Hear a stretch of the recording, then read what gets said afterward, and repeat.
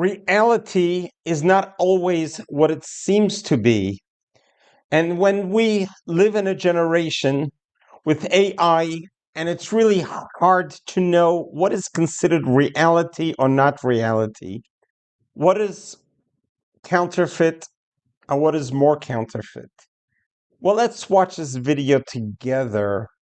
And it is a visualization that is being presented of when we see so much in multimedia and we see so much in the social media on the platforms, what it looks more truth than the other, what looks more counterfeit than the other. Let's watch this together. I think you'll find it quite intriguing, and then we'll discuss it afterwards. Kindly subscribe to our channel so a little bit of light will push away a lot of darkness. This is a fake US $100 bill.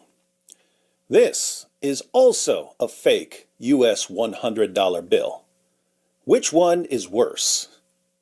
You might think that this fake bill is worse than this fake bill because this one's more obviously fake. But wouldn't being more obviously fake make it better, not worse? Doesn't the fact that it's easier to spot as a fake and therefore less likely to deceive people make it better, not worse? In other words, what's worse about this fake bill? It does a worse job at looking like an authentic bill. But this one isn't supposed to look like an authentic bill. It's supposed to look fake. The color's all wrong. It has play money and not legal tender on the front and back. The purpose of this bill is not to trick anyone. The purpose is to teach kids how money works and what the different denominations are, or just for kids to play with. It's not made to deceive. This fake bill was made to trick people. Its purpose is to deceive you. And the interesting thing about counterfeits is that the more authentic they look, the more deceptive they are. The more authentic this fake bill looks, the more people it will deceive. Here's a related thought. The German philosopher Immanuel Kant said, "The only thing that's good without qualification is a good will." The only thing that's good without qualification is a good will. What does this mean?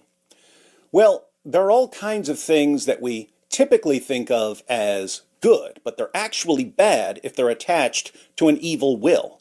So they're not good without qualification. For instance, we would normally think of intelligence as a good thing. But what if this intelligence belongs to a serial killer? An intelligent serial killer who can use his intelligence to conceal his crimes and get away with killing more victims is worse and more dangerous than a dumb killer who makes mistakes and gets caught. Here's a list of the IQs of various serial killers and murderers. Not completely reliable numbers. Nathan Leopold at the top had his IQ tested by the military and they used a weird test. Some of these are estimated, but the point remains. A lot of people who got away with serious crimes got away with those crimes because they were very intelligent. The world would have been a better place if these killers had been dumber. So, intelligence is ordinarily good, but it's not good without qualification, because it can be bad if it's used for evil. What about charisma, the ability to attract and influence people with charm and magnetism? Nick Fuentes has tons of charisma falling out of his pockets, and he's intelligent. His charisma helps him become more and more popular. But what's that charisma attached to? Hitler was a pedophile and kind of a pagan. It's like, well, he was also really fucking cool. So, time to grow up. Second semester, I got home in the spring and I was like, Mom, Dad, Hitler was awesome. Hitler was right. And the Holocaust didn't happen. That is how those 6 million cookies come crumbling apart and go up the chimney at the cookie baking factory at the Chips Ahoy headquarters. My favorite song is Heil Hitler. My favorite song is Gas Chambers. Hitler alone stood against the communists on one side The communist Jews on the one side, the capitalist Jews on the other, literally a two-front war. Dude, Hitler had aura. You know what I have to say about that? Hitler had aura. Aura. Riding down the street like this. And everybody's like, Polish people have this bad habit of like hating Hitler, and we're gonna stop dissing the Nazis all the time, okay? So his charisma helps him win support for seriously evil ideas. The world would be a better place if people like Nick lacked charisma. Think about speaking ability or preaching ability, the ability to mesmerize crowds and make them think deeply about spiritual matters. More than 2 decades ago, I was driving down the road near campus with Nabil, and I played a tape of Ravi Zacharias for him. This was when Nabil was still a Muslim. He listened to Ravi for a few minutes and said, "This guy is the perfect communicator." But as we all found out much, much later, Ravi was using his abilities to lure in victims and to shield himself from scrutiny. His abilities helped him manipulate and deceive and abuse people. So those abilities were not good without qualification. What about Bible knowledge? Surely knowledge of the Bible is good. Imagine the ultimate Bible teacher, someone who knows the Old Testament and New Testament from memory, in Hebrew, Aramaic, and Greek. Suppose he knows every commentary that's ever been written, backwards and forwards. He knows what every rabbi and every church father said about every passage, and he can answer any question you have about any passage in the Bible. Sounds good, right? What if he uses that knowledge to start a cult with him at the center of the universe? No one would be able to correct or refute him because he would use his immense knowledge to justify anything he said or any behavior, no matter how depraved. Who could stand against him? Now for something everyone wants, something that has to be good. Surely it's always good to have a following. Think about Candace Owens and Tucker Carlson. Candace has one of the biggest podcasts on the planet, sometimes the biggest. But she comes across as a bit unhinged. Every person who speaks about Israel has to basically say a statement that's like, I don't want to get killed. like, this is fucking like literally, you start speaking about it, people are like, Candace, beef up your security. That's not fucking normal. Like, excuse my language, but like, that is not normal. Okay. The way that you get comfortable with it is you're like, well, they shot JFK in an open car. So there's not, he's a sitting president. Obviously my security doesn't really matter. If they want me, they're going to get me. I just want to be clear. Anything happens to me, blame the Zionists. Like 1000% blame the Zionists. Like let that be my parting words. Okay. Like Andrew Tate said something that really stuck with me. He was just like, at the end of the day, they're just going to rape your kids last. Guess what? It's good that she comes across as a bit unhinged, because that's a warning sign to lots of people. Candace can still get a huge crowd watching because she's drawing viewers from the entire world. And there are tons of people in the world who are really into conspiracy theories. But people who aren't just dying to hear Candace's latest conspiracy theory have been walking away from the lunacy. You don't get to ask those questions. What's wrong with you, Mom? Why are you so scared? They're getting sick of it and losing interest. So Candace will lead a lot of people to some completely deranged ideas, but she would actually be more dangerous if she didn't come across as crazy to so many people. In other words, there are people who've stopped watching Candace. They say, I used to love Candace. I had to stop watching because she's so unhinged. But it's actually good that she's so unhinged, because if she wasn't, she'd be deceiving even more people. Her dangerous ideas would be harder to spot. This is why Tucker Carlson is actually more dangerous than Candace. Tucker still speaks at huge conservative events. Tucker spoke at Charlie Kirk's memorial. And there's always one guy with the bright idea, and I could just hear him say, I've got an idea, why don't we just kill him? That'll shut him up. That'll fix the problem. Why do we see Tucker at these events, but not Candace? Because Tucker seems less crazy. He's less crazy, so he's less of a risk and less of a threat. He's much safer, so he can speak at all the events. That's weird to me because I see things the exact opposite. The crazier someone is, the less dangerous he seems to me because he's easier to spot. I can't imagine Kanye doing too much damage because everyone knows Kanye is crazy. Tucker, by contrast, is going to lead a lot more conservatives and a lot more Christians down a horrible path because they trust him.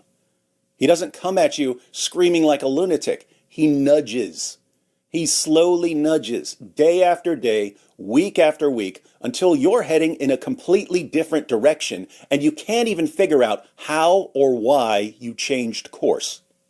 There are endless examples here, but let's go with an easy one.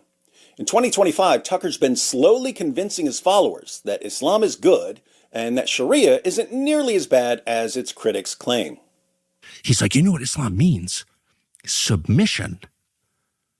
And like, let it hang in the air. Like that was self-evidently disgusting. And I was like, I kind of think submission to God is like the whole point of life, but I didn't say anything. I was like, I don't think I'm against that, actually.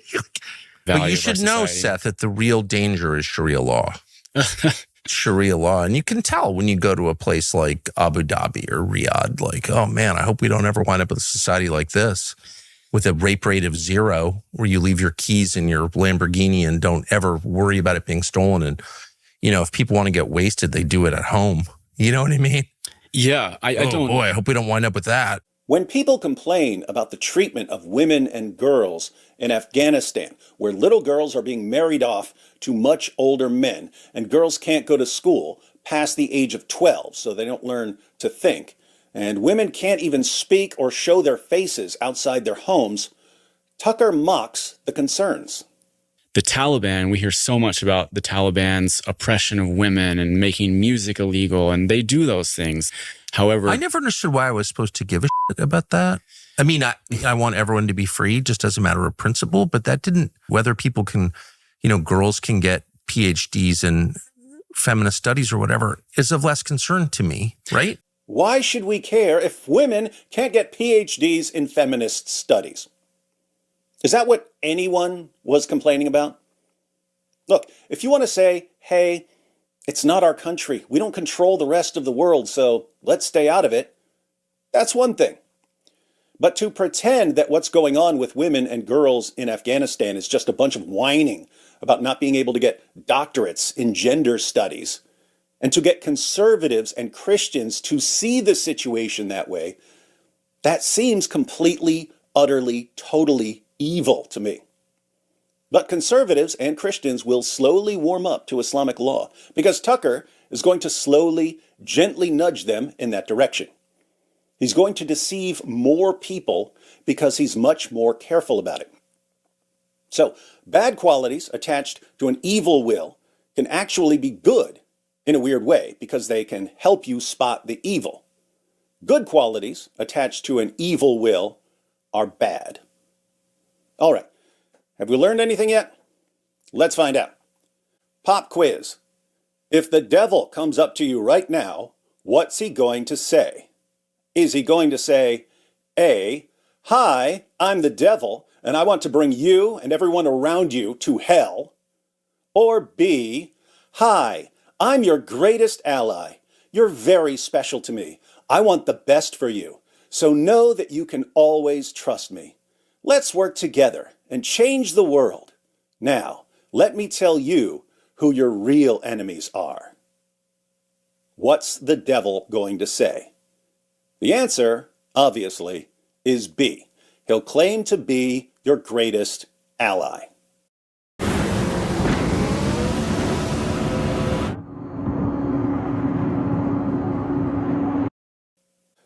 The goal of a counterfeiter isn't simply to make a fake bill. This is a fake bill. You can make one of these on your printer. The goal of a counterfeiter is to make a bill that looks and feels as much like an authentic bill as possible. And the more the counterfeit bill looks and feels like an authentic bill, the more deceptive it is. So don't be blinded by intelligence or knowledge or charisma or the number of followers someone has. Wow, that was an incredible demonstration to visual and to see both dollar bills just trying to bring a point quiet home. And spot on, you're right on. We're dealing in a generation where everything is in a very fast pace. Even the information that's thrown at us comes at a very fast pace. And sometimes we don't give ourselves the opportunity to really delve in and to do our own fact finding. So here we have these various platforms, these very talented people, the Tucker Carlson, Candace Owens, and now Nick Fuentes. And we have these individuals who God gave them a gift to be able to talk to the world and have a successful platform, talking about in the millions. Some even talk about Candace. At times, she's the most popular one out there because of the amount of views that she has. But yet, we need to always ask ourselves the same question. God gives us a gift. God gave us the gift to communicate, to talk. And when God gives you the gift of a platform, and you are so blessed to have so many millions of followers, it is imperative that you ask yourself the question, am I being God's angel of delivering good news? Am I being God's ambassador in unifying the world? Am I utilizing the talents and gifts that God has given me to make this world a better place? At the end of the day, I wonder, these individuals who God gave them such a talent and such opportunity, do they ask themselves the same question? Is this my purpose of life? Is my purpose in life to be divisive, to bring conspiracies, to spread lies, and to stoke the flames of anti-Semitism, to deny the Holocaust, and to be supportive of Stalin? The world is aghast how Tucker Carlson gave the interview to Nick Fuentes, and when he said that he's enamored by Stalin and by Hitler, that Tucker Carlson didn't protest it. And there's an old saying that when you don't protest something, you become complicit. It becomes part of you. And one needs to realize and recognize that there are consequences to what is spoken. Even though some of these incredible influencers say things to be able to bring up the click rate to get more viewers, but at times they don't realize that there are consequences to their actions. Consequences in a very serious way. We saw it during October 11, right after the war broke out in Gaza, and the protests became acceptable on campuses, on one campus to the next campus, and it became fashionable to be anti-Israel, and it became fashionable to take the side of the Palestinians, to take the side of these of the death cult who went and savagely, in the most hideous way, killed so many civilians, 1,200 civilians, regardless of race, color, or religion.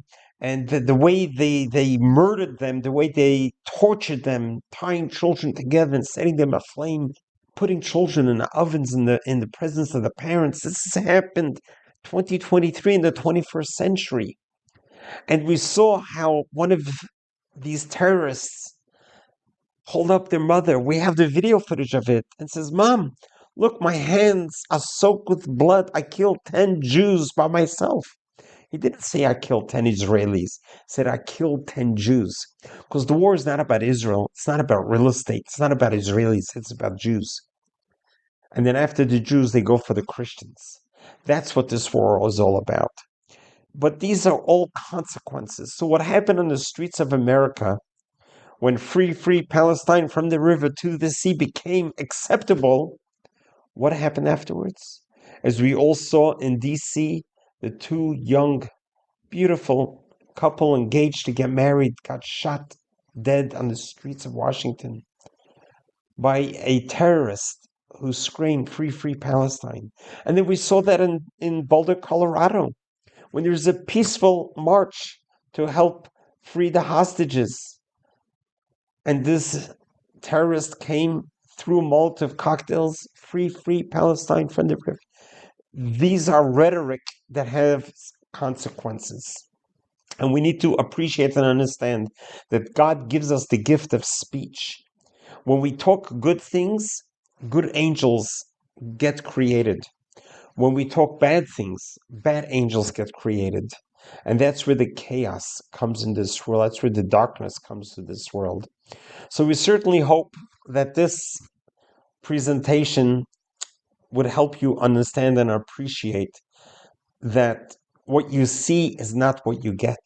What you see is not exactly what it is. What you hear is not real reality, but you deserve it to yourself. You deserve it to the Jewish people and to the Christian people and to Israel to do your own fact checking and realize that the myths, the lies, are all baseless hatred lies from 2,000 years ago. And it's a time that we let those lies go. It's time that we move forward in life. May God bless us that we can use the wisdom, knowledge, understanding that God gives us to see the truth from the lies and to be a true fact finder. And you would be very impressed to learn how Israel is truly on the right side of his history. Our mission is to be a light unto the nations, and we're trying as much as we can. We come in peace. We want peace. 5 times the Palestinians had a chance to have a state, but they turned it down. The last one was in 2005 when Israel gave up Gaza. They had a chance to turn it into a flourishing, like a French Riviera. It's a beautiful coastal town. Instead, the billions of dollars they got, they turned it into a terror state, a terror country, to terrorize not only the 2 million Palestinians that are there, but now Israel as well. So let's pray and hope that the world sees the truth and you can see clearly where there's light, where there's darkness. You side with the light, and God will protect us and we will prevail. God bless you. God loves you.